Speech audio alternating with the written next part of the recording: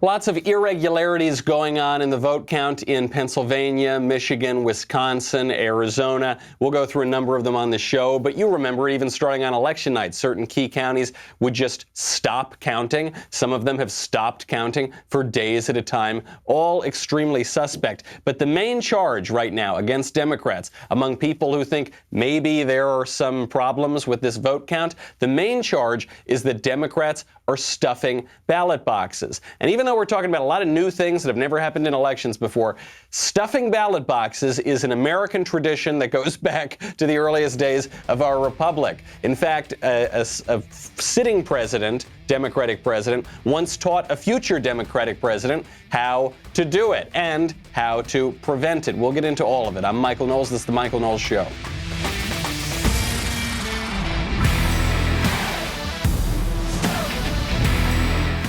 Welcome back. My favorite comment from yesterday is from God So Loved, who says, pollsters, like the news media, are just another propaganda arm of the Democrats. This is true, but it's not true exactly in the way that people might think. The pollsters got this election completely wrong. There is no reason to listen to these pollsters anymore. But pollsters have gotten other elections right, and I'm not saying they're awful, terrible people or anything. I'm not even saying they set out to lie. Maybe some of them do, but others don't. The reason that the polls are wrong, the reason that the polls are part of the same propaganda wing as the Democrats, is because they're part of the whole progressive system. When progressivism rose up about a little more than a century ago now, I guess, it rose up with the modern university and the social sciences and public opinion polling and statistics itself referring to the state, meaning matters of the state, referring to the modern state, the administrative state, the progressive state. All of these things are part of the same system. And so when the system is working very well, they all kind of work well together. But when that system stops reflecting reality, when that system starts to break down, then the polling starts to break down too. And I think we are seeing that system begin to crumble. This election is in many ways an attack, that system, that establishment striking back, trying to preserve itself after Donald Trump swung a sledgehammer into it. And that might prevail. Joe Biden, who is the system, he is just the face, the avatar of the system. He may prevail for a while. I don't know, maybe for a long while. But he may not. And I'm very glad that President Trump is fighting back about that. There is so much talk going on. There is so much chatter about what's happening in the individual states and in the individual precincts. And if you want to talk very well, especially to your friends in Pennsylvania, Michigan, and Wisconsin, you got to get Pure Talk USA. What if there were a company that gave you an amazing deal every single day? That is what you get with Pure Talk, a veteran-run wireless company. Think AT&T, but much, much better. This company understands what it means to serve. If you're using Verizon, AT&T, T-Mobile, you are overpaying for your service. You could get the same coverage for much less. Now, I know you think that I'm saying you could get similar coverage for much less. I'm not saying that. I'm saying you could get the exact same coverage for much, much less. Pure Talk can easily save you over $400 a year. All you need, unlimited talk, text, and 2 gigs of data for just $20 a month. And if you go over on data usage, they don't charge you. They do not charge you. Switching to Pure Talk is the easiest decision you will make today. Grab your phone and you get to keep your number, or you can get great deals on the latest iPhones and Android. Head on over there right now to Pure Talk USA. Grab your phone, dial pound 250, say Michael Knowles, MICHAEL, When you do, you'll save 50% off your first month. Dial pound 250 and say keyword Michael Knowles. Pure Talk is simply smarter, wireless. I was reminded of this story, not a lot of people remember it, that's in one of former President Lyndon Johnson's biographies. Lyndon Johnson was a crook. This guy had been stealing elections since college. He would steal student government elections. Then when he was a staffer on the Hill, there was a club called the Little Congress. This was for congressional staffers. They elected a president every year. He stole that election, too. This is a meaningless club. Other staffers on the Hill said, could you believe somebody would steal the presidency of the Little Congress? This guy was a crook. Then in 1941, Lyndon Johnson runs for Senate. He's running against Coke Stevenson in the Democratic primary in Texas. Whoever wins the primary is going to go on this was actually, he ran against Coke Stevenson about 7 years later. This is 1941, he's running for Senate, and he loses. He loses the 1941 race because the other guy stuffed the ballot box. So he was friends with Franklin Roosevelt, who was then the president of the United States, And Roosevelt was a sort of patron of Lyndon Johnson. And Roosevelt asked to speak to him. And the two men talked about the race. And Franklin Roosevelt said, "Lyndon, apparently you Texans haven't learned one of the first things we learned up in New York State. And that is that when the election is over, you have to sit on the ballot boxes." Now, what FDR is saying to Lyndon Johnson is not necessarily corrupt. He's not saying you got to stuff the ballot boxes, but he's saying whatever happens to the ballot box, once the election is over, you got to sit on them so that your opponent can't stuff that ballot box, so that no illegal votes can get in. This is 1941. And then in the Senate race between Lyndon Johnson and Coke Stevenson in 1948, Johnson did stuff that ballot box with 202 illegal votes. This went all the way up to the Supreme Court, but the Supreme Court refused to get involved here. This was a race of 1 million people. Lyndon Johnson won it by 87 votes, and 202 of those votes we now know with certainty were fraudulent in that race. All of that is to say, if somebody is going to call you a lunatic or a conspiracy theorist or anything like that, because you raise the possibility, given a fair bit of evidence, that there are irregularities in voting, particularly with inflated numbers, you should laugh in their face. This has gone on a long time in this country. 2 Democratic presidents joked about it with one another. And a trick here is that you got to sit on the ballot box. It's not just about turning out your guys to vote. I know the Trump campaign did a great job in get out the vote. If the Trump supporters show up to vote, then you're going to win. You've also got to sit on the ballot box. And what happened on election night was that multiple crucial counties in the country just stopped counting. Why? I don't know. I don't know. We're getting reports in that in certain places, this wouldn't be enough to swing the election, but it would be enough to change the vote count if it happened in multiple places. Votes are being reported off by an order of magnitude when people are reporting them. So they've been fixed in some places. How many places have they not been fixed? We know in Georgia there's illegal ballots going on. A Republican poll observer in Georgia saw 53 late absentee ballots illegally added to a stack of on-time absentee ballots in Chatham County. And the Republican official says that we will not allow Democrat officials to steal this election from Trump with late illegal ballots. It depends on the state, but in certain states like Georgia, if the ballot comes in late, it cannot count. Now, what the Democrats will say is, we want every vote to count. That's the Joe Biden campaign. We need every vote to count. And they make something of an argument, right? It's a heartstrings argument to say every vote in America, every voice has to count. But there are rules to elections. If I go vote right now, well, especially if I go vote because I'm a Republican, then my vote won't count. But of course it shouldn't count. If you're voting days after the election, your vote should not count. But that was the thought process here among Democratic officials. I guarantee, I bet the farm on it. If you delay the count, more votes can come in. And that's what Republican poll watchers are seeing happen in Georgia. Another irregularity that's going on, you saw this in Wisconsin, is a major voter surge. So voter turnout, with 98% of precincts reporting, shows that nearly 9 out of 10 registered voters cast ballots. 89% of Wisconsin voters cast ballots. Now, Wisconsin does have same-day registration, but we don't have the same-day registration numbers. So we don't know how that number is. And I can just tell you, as a matter of elections, 89% is an implausible voter turnout number. That does not happen. It's usually closer to around 60%. Maybe you can tick up higher. Sometimes it's even lower than that.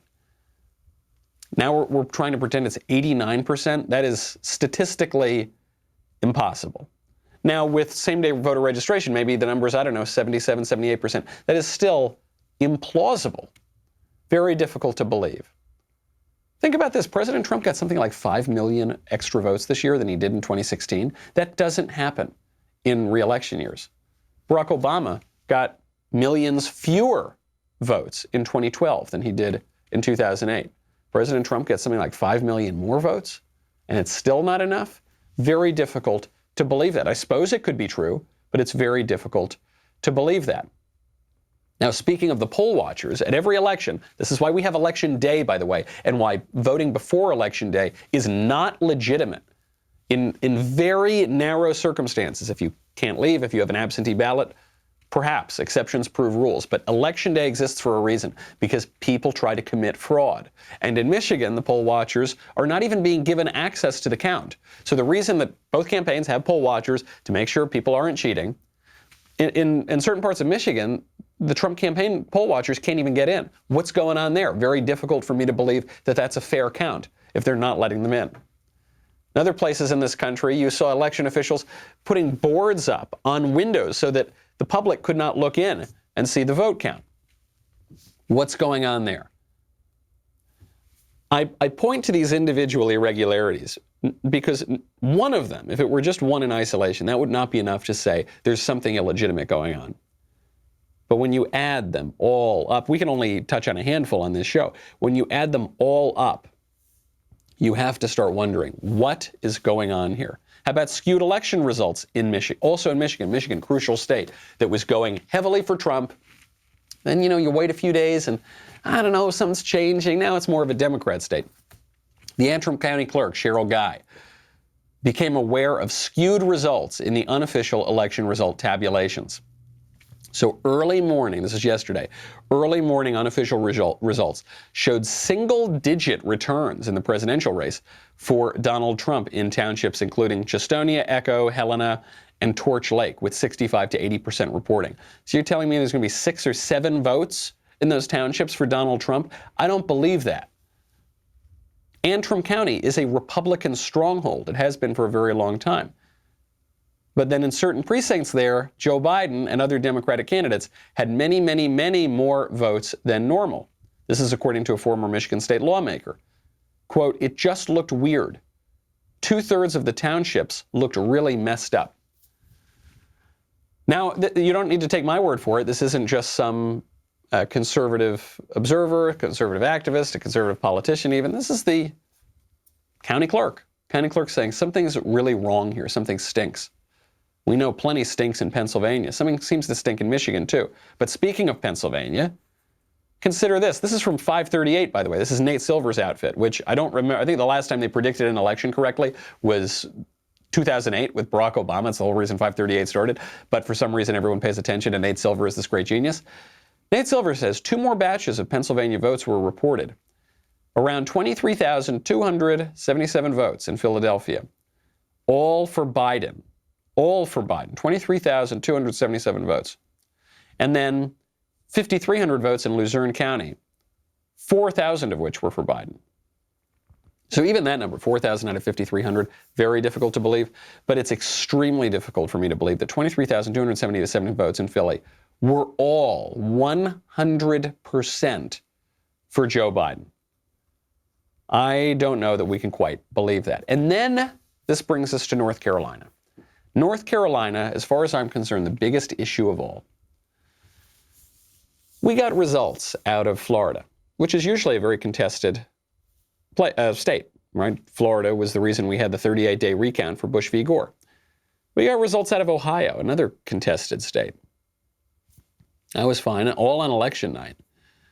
We've gotten results now out of West Coast states in the middle of the country, all on election night or shortly thereafter. But North Carolina, polls closed very early there, East Coast state. North Carolina, Trump doing very, very well in. We don't have the numbers. NBC News is estimating that about 300,000 votes are left to be tallied.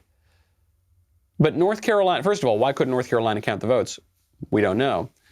But North Carolina's not even counting them anymore. North Carolina did not count those ballots yesterday. They just stopped. North Carolina says that they will not give us a number until November 12th. November 12th, what day is it today? The 5th? What's taking so long, North Carolina? What are you all doing? You might suggest that one of the reasons that North Carolina's data, why their numbers aren't going to come in until so late, is because if Joe Biden gets into trouble, it would certainly help Joe Biden to win North Carolina. I don't know. I'm not proposing that. What I do know is ballot box stuffing is an undeniable American tradition, and specifically an undeniable Democratic Party tradition. There is nothing conspiratorial. Well, there is something conspiratorial about that. It's a conspiracy to do it, but it's happened for a long time in this country. The other thing is that it's not just one irregularity or two irregularities. I want to make sure that I don't sound like Democrats in 2016 when I'm raising questions about some of these numbers. Democrats in 2016 said, this is an illegitimate election. I said, why is that? They said, because Russia. And so what did Russia do? I don't know, they did something. Okay. We had an investigation into that, by the way. Russia bought $100,000 worth of Facebook ads. Some of which were for Democrats, by the way. So that claim was ridiculous. But here we've got a lot of questions. Shutting down the counting, delaying the counting until November 3rd in North Carolina, the multiple reports of ballot stuffing, the multiple reports of Republican poll watchers not being allowed to look at the results, the issue of Sharpies in Arizona that may raise questions over whether ballots could be counted. This was in Republican strongholds. Apparently election officials passed out Sharpies instead of pens. Sharpies, there were some questions as to whether or not they could be counted. Now Arizona is saying they could be counted. Who knows? Who knows? All of these issues, and we haven't even scratched the surface, raise questions about this process, to say nothing of widespread unsolicited mail-in ballots, which are truly unprecedented in this country and rife for fraud. The reason we have poll watchers in the first place is because there is so much opportunity for fraud. And the left is not going to admit that if the numbers just keep miraculously ticking up in their favor. Very important to keep your data secure. This is true on the political level. It's true on the personal level. Okay, we have news of another cyber attack here. This time the victim is Barnes & Noble. The breach potentially exposed customer data here. This is not a very good thing. You're going to want to make sure that you don't lose your email addresses, billing, shipping addresses, telephone numbers, transaction histories. The attack also impacted Nook and ebook services. Some customers have been unable to access their Nook libraries. Their previous purchases have disappeared, and others were unable to log into the firm's online platform. LifeLock helps detect a wide range of identity threats like social security numbers for sale on the dark web. If they detect your information has potentially been compromised, they will send you an alert. Make sure you use LifeLock, okay? I know it seems like this kind of idea that, listen, nobody's coming for my data, nobody's coming for my stuff. They are. And a little bit of prevention is worth a pound of cure. No one can prevent all identity theft or monitor all transactions at all businesses. LifeLock can see threats that you might miss on your own. Join now and save up to 25% off your first year. Go to lifelock.com/Knowles, K-N-O-W-L-E-S. That is lifelock.com/Knowles, K-N-O-W-L-E-S, for 25% off. The good news is President Trump is filing lawsuits in basically all of these states. The Trump campaign filed lawsuits in Pennsylvania, Michigan, and Georgia, laying the groundwork for contesting battleground states as he started to fall behind Joe Biden. Because you'll notice if you look at the electoral count, somehow Joe Biden's numbers just keep going up, and we don't know why, and it's all away from the public light. When we were all watching the election on election night, when there were all those eyeballs there, Trump was winning. But then when people started to look away, and the system took over again, somehow Joe Biden started doing much, much better. These new filings join existing Republican legal challenges in Pennsylvania and Nevada. They demand better access for campaign observers to where the ballots are being processed and counted, where the absentee ballots are being counted. What does President Trump have to do here? President Trump needs to make sure not just that all the votes are counted. President Trump needs to make sure that all of the votes are verified. Okay, in that election in 1948, when LBJ stole the Senate seat, they found 202 ballots that were illegitimate. They were all written in the same pen. They were all written in the same handwriting. And the people who allegedly had voted said they never voted that day. We're getting some, this is just anecdotal, but we're hearing from some people in Wisconsin who called to find out if their votes have been counted. They said they haven't been counted yet. It's pretty strange. These are just Republicans I'm talking to. It might be a selection bias, or it might not be a selection bias. By the way, they called Arizona on election night for Biden. Actually, when I say they, I should be more specific. Fox News called Arizona on election night for Joe Biden. This was very, very early, and no one else had done it. And it was very strange because Fox News is supposed to be the conservative cable outlet. So you would think, okay, if someone's going to call it for Biden that early, it's going to be MSNBC or CNN, but it wasn't. Now we're finding out, whoopsie daisy, actually, there were many fewer votes that had come in Arizona than we were told on election night. Actually, Arizona may still be up for grabs. There's a data firm in Arizona right now, Data Orbital, which is saying that President Trump is on track to win in Arizona, which backs up claims by the Trump campaign that actually this is far from over. The decision to call Arizona on election night was perplexing to a lot of people because it really set Trump back in terms of the media narrative, and there seemed to be no reason for it. It looked like a preposterous and irresponsible call. Why was it done? I mean, you actually had hosts and correspondents from that network openly criticizing it on air, saying, what is going on, guys? What are you doing? I don't know. I'm not going to speculate on what's going on over there. But this is a major issue. If you've got even the ostensibly right-wing cable network now doing more work for the left-wing groups than even the left-wing networks. You've got protests right now outside of the Maricopa County Elections Office in Arizona, and the protesters are extraordinarily angry about the state being called. A lot of people in the crowd are not wearing masks. We're keeping a respectful distance, but a loud and very boisterous crowd. You'll start hearing them start up here. And they're actually chanting, Fox News sucks. Fox News sucks. The reason why they're chanting that is because Fox News called Arizona for Biden yesterday, and a lot of people are angry about that. We have not called Arizona. A lot of other... So MSNBC obviously very gleeful to be announcing that they're chanting against their competitor. Although I guess Fox really isn't a competitor to NBC or MSNBC. They're completely different audiences. What's interesting, though, at the top of that clip is he walks out and he says, they're not wearing masks, they're not social distancing. Like now protests are bad? Is that right? After 8 months of BLM and Antifa burning the country down and protesting for whatever cause they want to protest, usually on false evidence, now protests are bad, that we're talking about our election? I think those protests are pretty justified. But people are very, very upset about this. And what seems to be happening is what the left, I would say predicted, but I think really promised is a better word. The left promised us that Trump was going to win the election on Election Day, but then they were going to somehow come out winning the vote later on. They called it a red mirage. The mirage is all the people are going to vote for you and you're going to see it with your own eyes. But then don't worry, later on, we're going to win.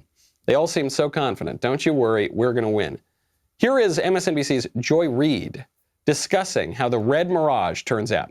And I think partly because even though we knew the red wave was a thing, and then the red mirage, I should say, the red mirage, we all knew it was coming. But when you're right, in the moment, it's enervating. It's aggravating. And I think partly, and I said this last night, I do think it's because we've been reporting for 5 years, Rachel, about Russia, about national security, just undermining our national security, the impeachment, the racism, the Nazis, all of it, and then COVID laying on top of it, felt like a repudiation was coming. Sure. And I think even though we intellectually understand what America is at its base, right, that there is a great amount of racism, anti-blackness, anti-wokeness, this idea that political correctness is some sort of scheme to destroy white America, right? Like, we know what this country is, but you still, part of you, I think part of your heart says, you know what, maybe the country is going to pay off all of this pain, the children who were stolen,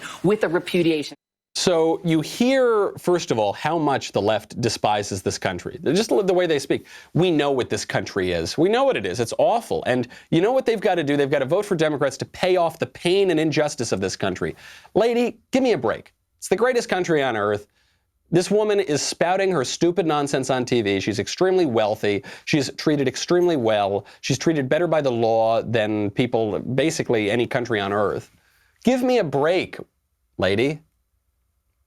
But this is what they think. The left hates the country. I don't know how else to put it. I know it sounds extreme, but she just said it. You heard it with her own ears. She goes, this country, they've got to pay off all the pain and the damage and the injustice they've caused. No, the country doesn't have to pay off anything, lady. It's the best country on earth. Get over yourself. I'm sorry that you're upset about some imaginary problem while you pontificate on television and count your stacks of money. But and feel safe in your personhood and your property and in your political liberties. I'm sorry that upsets you. Where else would you like to go? What country is better off? Give me a break. But they don't like the country. And you heard at the top. She says, we have a red mirage. We knew it was going to come. The red mirage had to come, and then the red mirage is coming. I think she believes this. I think this is a self-fulfilling prophecy. I think this is an article of faith for the left. You always hear the left talking about how we have to defend democracy, but it's ironic because the Democrats are the people who most undermine democracy. You saw this in 2016. Maybe, who knows? Maybe you're seeing it now, but you certainly saw it in 2016. The people elect Donald Trump, and then they tried to not even make that a possibility because the deep state was spying on the Trump campaign. But then Trump gets elected, and they try to have a coup d'etat for 3.5 years. Now, how is this possible? How are the Democrats, in the name of democracy, undermining democracy? Because for the Democrats, in their world, it is only legitimate to elect Democrats. That is the only way an election can be legitimate. And it is actually worth it to steal an election like they tried to do in 2016, and who knows what's going on now. It is worth it, but we know for a fact that they tried to do it in 2016. It is worth it to try to steal an election in the name of democracy. A stolen election that elects Democrats is more legitimately democratic for Democrats than a legitimate election that elects Republicans. How's that for a tongue twister? But that's how they think about this. And what's so crazy to me about the whole thing, she's talking about the racism of Trump, the Russians and the Nazis and all this. The idea that there are KGB agents and Nazis running around America right now is preposterous, right? I mean, that's a pure fantasy. The idea that Donald Trump is a racist, preposterous, pure fantasy. But this, she says, this is what we know about the country. But now we're seeing, now Joe Biden hopefully will be elected. That's what we want to see. And of course, those might be flipped in terms of their fantasies and their reality. The really sad thing about it, though, is this whole experience reminded me, getting back to the protests in Arizona, there is no conservative outlet in the legacy media. There is no conservative institution in the political establishment. There's not one in the whole country. And there were some that I certainly thought were conservative. I used to think were conservative in the established higher education, in the established even technology, some places, in corporate America, and of course in the legacy news media. I thought, okay, there's one or two. No, there's not. There are court jesters in the kingdom of liberalism. There are some conservative institutions that sort of pretend to be conservative institutions, but then when push comes to shove and when the leftist hegemony is threatened, they fold. They fold up and they play their part and they act the fool and they, in many ways, legitimize the reigning left-wing regime, the liberal regime, by pretending that there's some disagreement here, but there's not. And what President Trump did was he offered, and continues to offer, I hope, a legitimate alternative to that. You had essentially one political party in recent decades until Trump. You had a party that basically agreed on foreign policy. Obama's foreign policy was not very much different than George Bush's foreign policy. They basically agreed on global trade. Obama's foreign policy was not really different than Bush's foreign policy or McCain's or Romney's. They basically agree on immigration. Obama's immigration policy was not very different than McCain's or Romney's or George Bush's, or Bush the first for that matter. They all agreed on these big questions. And then on certain cultural issues, the conservatives would kind of pretend to disagree, but then they'd just roll over. That's why we've lost all of those issues over the years. There was basically one party, and then Trump comes in, and everyone just focuses on his personality. But what really distinguishes Trump are the issues. He opposed their liberal global trade regime. He opposed their liberal open borders immigration regime. He opposed their liberal administrative state, deep state, bureaucracy, whatever you want to call it, governing regime. Just those three things would be enough, such that the system cannot permit him to get elected again. And perhaps the system won't. Who knows? Who knows? There will be legal challenges to this. Maybe Joe Biden won the election outright. Maybe. I guess in that way, the result could be a legitimate result. But what we do know for sure is that this process has been far from it. This process has had so many irregularities. Just the unprecedented, unsolicited, widespread mail-in ballots alone are enough to raise questions. But then you find out poll watchers not allowed in, numbers getting corrected sometimes when people catch it. The process itself raises a lot of questions. Raises my hair, makes it stand on end. Luckily, I have hair, though. Did you know that 2 out of 3 guys will experience some form of male pattern baldness by the time they're 35? The best way to prevent hair loss is to do something about it while you still have hair left. Prevention is key. Keeps treatments typically take between 4 to 6 months to see results, so it is important to act fast. The sooner you start using Keeps, the more hair you will save. Find out why Keeps has more 5-star reviews than any of its competitors, and more than 100,000 men trust Keeps for their hair loss prevention medication. Keeps treatments start at just $10 per month. Plus, for a limited time, you can get your first month for free. You know that I am not a hulking Adonis necessarily of a man, but I always did well in the lady department. I have always chalked that up to my hair. Make sure that you get to keep the hair that you have. It's a very small investment for a very big payoff. If you're ready to take action and prevent hair loss, go to keeps.com/Knowles to receive your first month of treatment for free. That is KEEPS.com/Knowles, KNOWLES. Things have never been crazier over here, folks. Make sure that you subscribe to the Michael Knowles Show YouTube channel. Make sure you head on over, subscribe to Daily Wire. We'll be right back with the mailbag.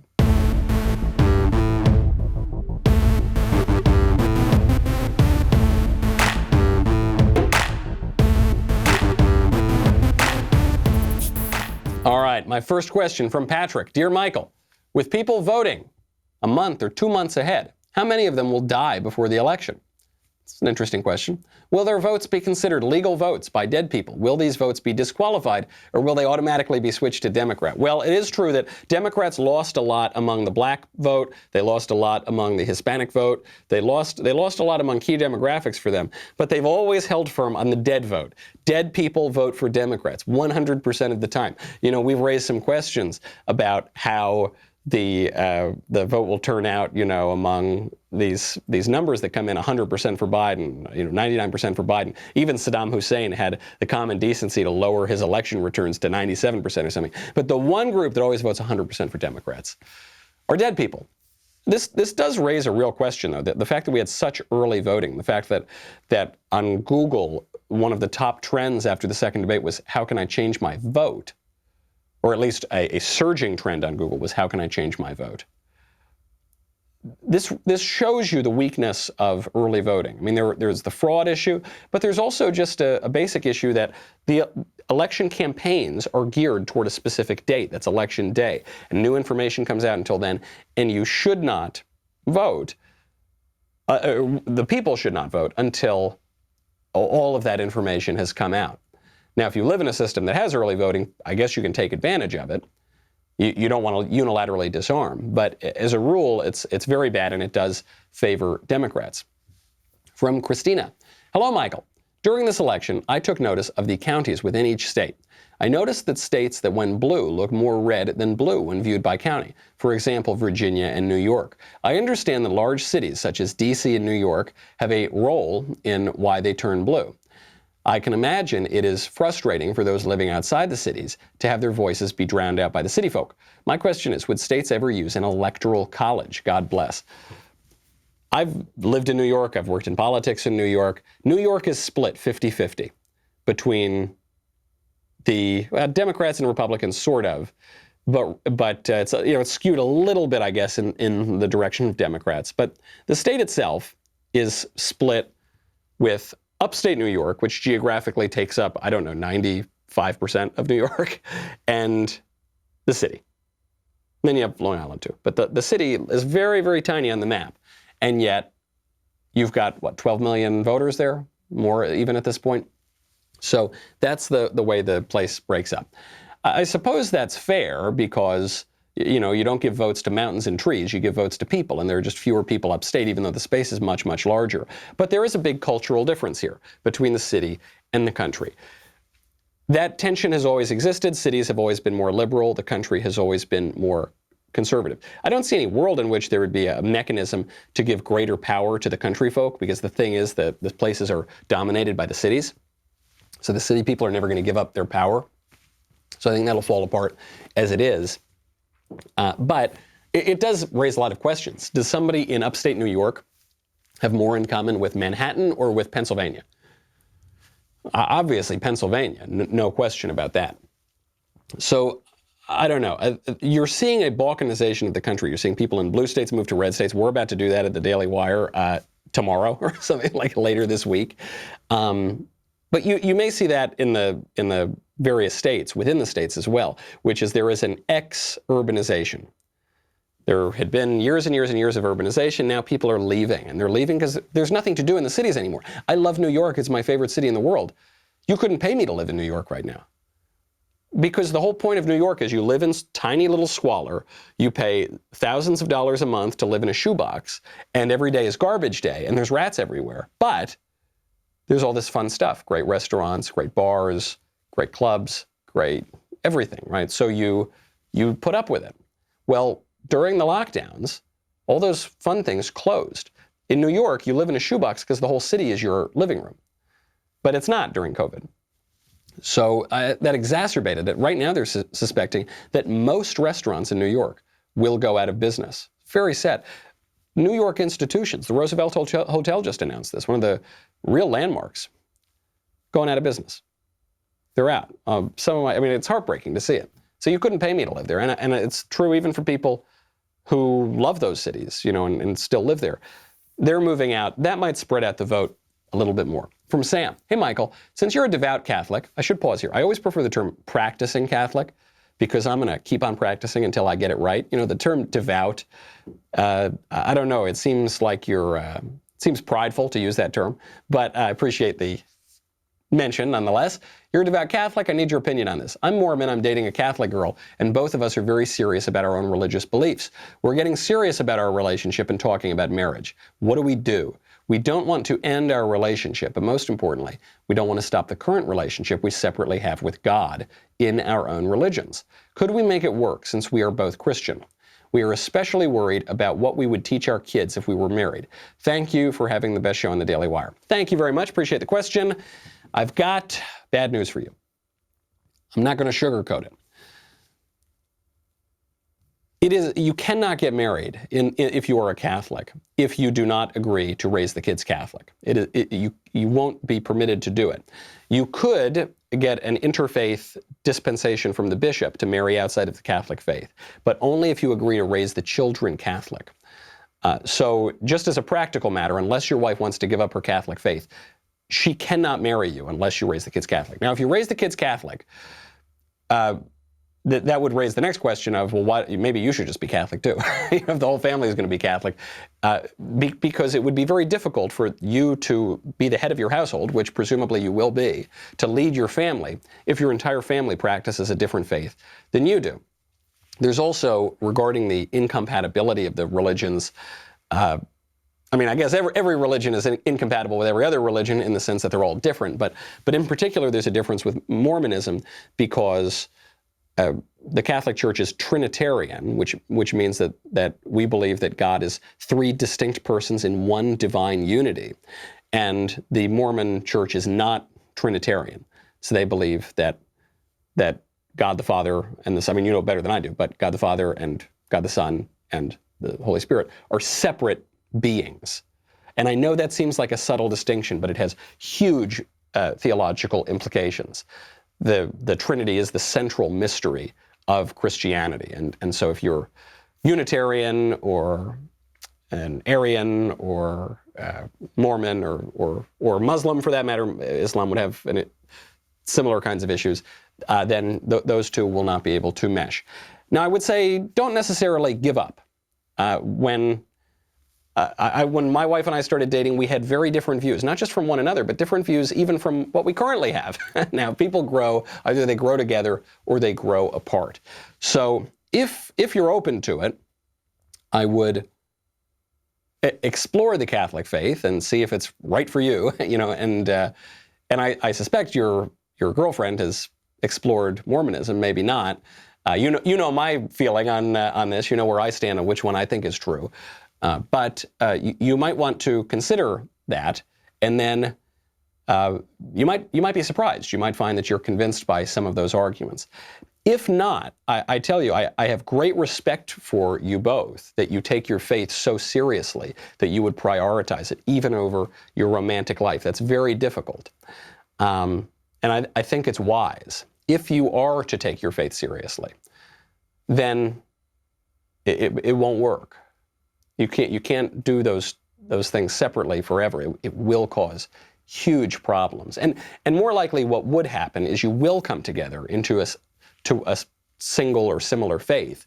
But that faith might not be Mormonism or Catholicism. It might just be a kind of liberal secularism where you don't take religion very seriously. And that would be a choice as well. And I don't know that would be a great choice. You're in a tough position, but excellent that you both have the integrity to look the problem head on so that you don't have more problems down the road. From Mike, to the excellent Michael Knowles, I went to a Halloween party this weekend and had a fantastic pun costume. Picture attached. And he is wearing a gift box, and it says, "To women from God." It's a great costume.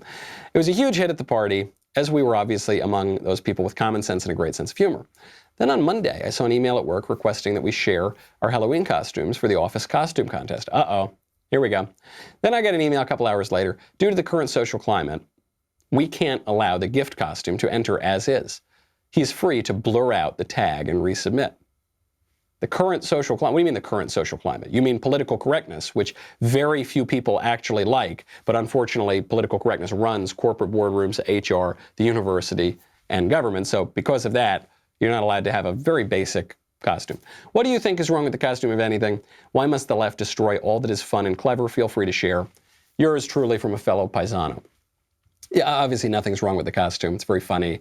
It's actually tongue-in-cheek, right? I mean, the idea that you are God's gift to women, you're not making an earnest statement. It's a self-effacing joke, but you're not allowed to do that anymore. The reason for this is that political correctness, people get it wrong a lot. Political correctness, some people think, is just a speech code. If it's a speech code, it's politically correct. But that's not true. Everyone has speech codes. Every society in all of human history has had speech codes. Conservatives have speech codes too. That's not the issue. Some people say political correctness is euphemism. It's using, kind of soft words to paper over difficult truths. Political correctness includes euphemism, but we all use euphemism. When we refer to a woman of a certain age instead of an old hag, we're using euphemism, and there are perfectly legitimate uses for euphemism. Political correctness is a totalizing left-wing standard to overturn the old standards. It is a negative standard, like you'd call it an anti-standard standard. It's a way to say, okay, here are all the traditional opinions and prejudices, and I use that term neutrally, not in the sense of bigoted, and here are all the traditional mores and rituals that we have in society, and political correctness comes in and says, we're going to reverse all of them. So traditionally in society, men and women are considered different and complementary, so political correctness comes in and says, no, men and women are exactly the same, they're identical. And this is an article of faith for the politically correct, and that's the specific issue that you're having with your costume. Is what you're saying is men and women are different. We approach life differently. We approach sex differently. We approach the other sex differently, and that is not allowed. You're not allowed to mention those differences between men and women, and that's just the way it is. We're living in a politically correct regime. We thought that we were living in a relatively right-of-center conservative democracy. We're not. We're living in a liberal technocracy. And we will submit. We will have to submit. That is the lesson from the election. Let's try to take one more question before we go, because I know there are a lot of questions coming in. From Sarah, I have a serious question. The media have repeated over and over again how great it would be to have a female president. Do you think it would be a net benefit to have the next president be female? Thanks. Well, if the next president is Kamala Harris, then certainly not. That would be very, very negative. But then broadly, do you think it would be good for the country? Do you think it would be a positive for the country if we were to elect a woman president next? No, of course not. Why? What would the positive thing be? What specifically about being a woman is so much better than being a man that it would be positive to make any woman president right now? What would that be? I can't think of anything. The left believes that there would be something positive because they view the past as oppressive. We don't view the past as oppressive. Conservatives view the past as the past, and some periods are good, some periods are less good. The present right now might not be all it's cracked up to be. Might be better than other periods, though in the future, who knows how it's going to turn out. And there is wisdom that we can gain from the past, and we can conserve the good, the objective good, through those traditions. That's a wonderful thing to do. But the past itself is not but what the left does, they look at the past and they say, okay, past empowered men are oppressive and awful, and white people are oppressive and awful, and so anything that is not male and not white has to be good, has to be better than what we've got. But I don't think that's true. Maybe some woman would be better than some man, could be, but I don't know. You got to show me the woman. I don't see who that woman would be. And it sure ain't Kamala Harris. But Kamala Harris may be our next vice president, which means, more than likely, she could be our next president. A lot of people are giving up already. I'm not willing to give up. I don't think that this process has been above board. And I don't think the Trump campaign thinks this process has been above board. And I think most Republicans would have rolled over right now and given it all up. And fortunately, Trump hasn't done that. And I would strongly encourage the Trump campaign not to give up. Fight this thing tooth and nail. This is a travesty, what's going on. It's an embarrassment to the country, what leftists are doing right now, that the greatest democracy in the world can't even conduct its own election because of shenanigans involving mail-in ballots and delayed poll numbers. That's disgusting. They should be very ashamed of it, and we shouldn't let them get away with it. No matter how the final count turns out, we cannot let them get away with what they're doing right now. I'm Michael Knowles. This is The Michael Knowles Show. Keep the faith. I'll see you on Monday.